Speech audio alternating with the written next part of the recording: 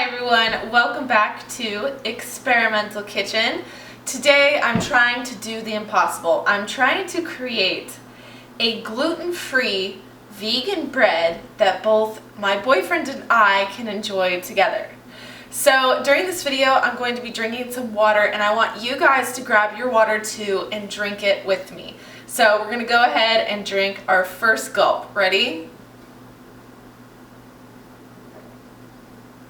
Okay, so what I've been doing lately is I've been trying to get through a full one of these before each meal. So I haven't had breakfast yet, so I'm going to try to get through one of these before I eat my breakfast. So hopefully my breakfast is bread. So what I've done so far is I've gone online and tried to find a recipe. So the problem is I can't have eggs and my boyfriend doesn't like eating flax seeds because they contain what's called a phytoestrogen. Well, since he's male, he doesn't really like consuming phytoestrogens. So typically when you bake vegan recipes, you use flax seeds as an egg. Well, today we're going to try to use aquafaba, which is the water in a chickpea container. So this is a jar of chickpeas, and the liquid that's in it is called aquafaba, and you can use it as an egg. So what I'm going to do is drain all the water out, store it in a container, and use that as our egg in this recipe and see how this goes. Okay, what I've done so far is I've put about a half a cup of cassava flour in this bowl. Now I'm going to take another half a cup of tiger nut flour, and then I'm going to do a cup and a half of white rice flour.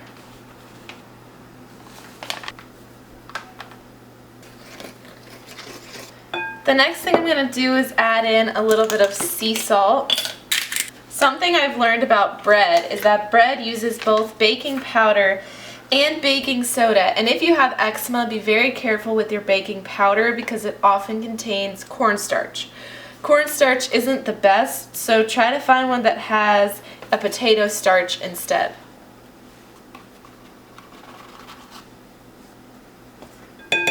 And half a teaspoon of baking soda. So something like this. And it also calls for a teaspoon of xanthan gum, but instead of xanthan gum, I'm using arrowroot starch. Alright, this is where things get very interesting.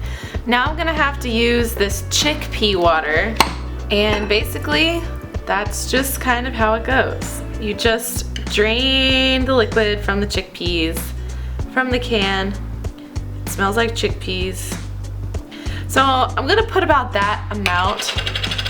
I would say that's about 1/4 of a cup. And then I have some cashew milk. This is about a cup.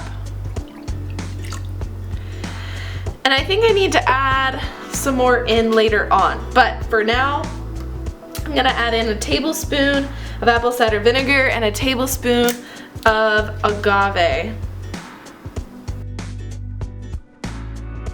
So now what I'm going to do is whisk together all these ingredients.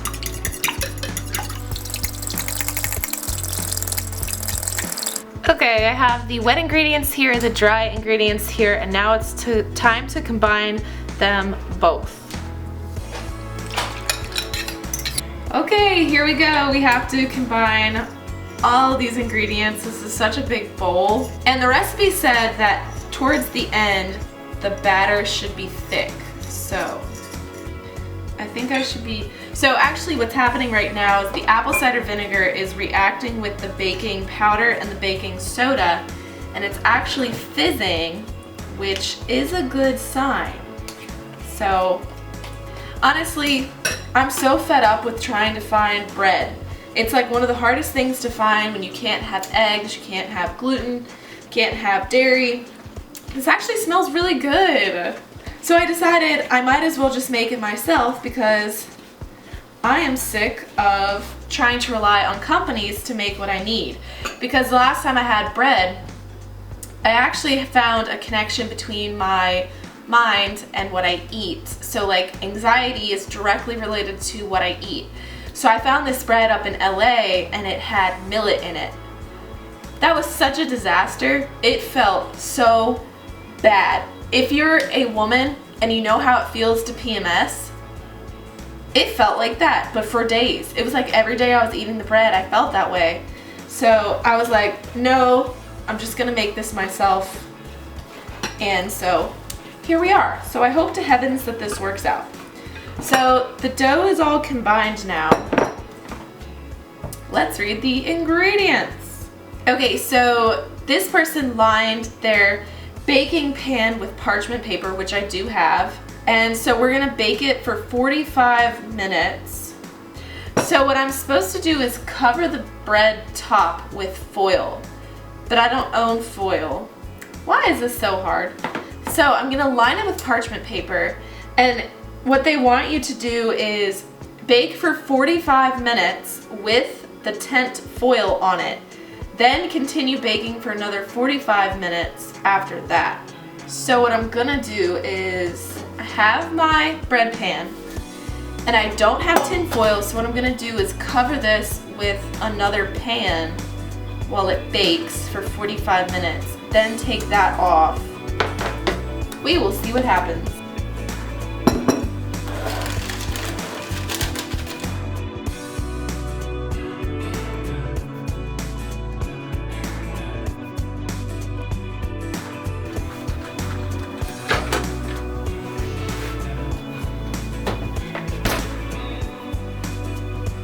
It's been 45 minutes and I have no idea what to expect. It smells fantastic, so that's good. So they said for another 45 minutes, all I do is take this top part off and let it keep baking. I'm not sure it rose that much, so it's gonna be a very short bread. But we'll see. Okay, I'm getting a little bit nervous. I don't want this to burn or anything, so I'm gonna check it. And I actually have a chopstick. I'm gonna stick it in there and see if it's done cooking or not. Excuse the sirens, but this is not done cooking, and I'm going to let it do its thing. So, the synopsis here is, this was a fail. This took like 2 hours to bake, and I feel like it's still not baked through. So the problem is, it's not airy enough. There was nothing in here to create like nice bubbles, and so it's literally just like this super dense, gooey blob. I mean, it tastes great, don't get me wrong. The ingredients make it taste great, but this just is not bread. I need like a sliceable loaf of bread, and I think I'm gonna have to do this again and just suck it up and use live yeast, but for now this is a fail. I'm gonna cut it up and eat it because like it tastes good, but I wanted bread.